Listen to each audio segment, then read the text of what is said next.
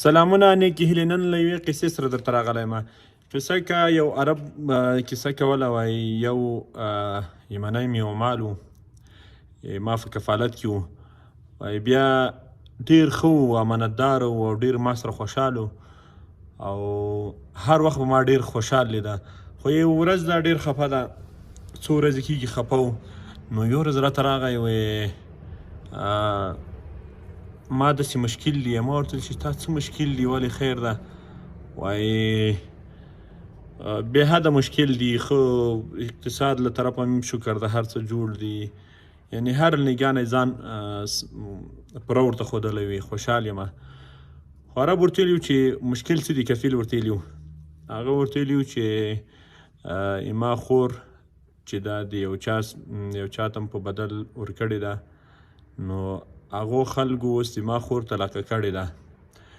نو اوس خور مې کور کې ناسته ده او مور او پلار راته وایي چې اوس به دې ته د خپله ښځه طلاقه یې. نو اوس یې ما نه ورکه ده چې زه څه وکړم په دې چې بچیان او اولادونه ټول ما سره ښه مینه کوي او ښه سره جوړ یو. نو اوس یې ما نه ورکه ده چې زه څه وکړم.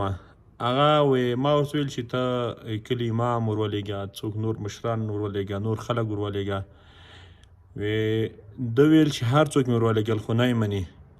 بالاخره دغه کلي کې یو مشر ورته راغلی و، هغه د دوی څنګې کور و، نو هغه خپل کور ورته خالي کړی و چې ته دا بچیان او دا خپله خیلخانه دا دې ته راواړوه، نو د پلار او د مور د کور په څنګ کې.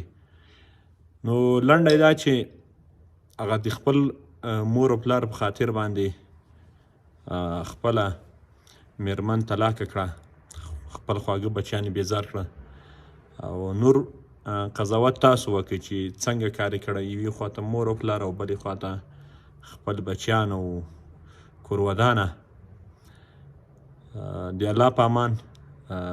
انشاءالله راتلونکي کې به همداسې نورې کیسو ته درته راځم. السلام علیکم.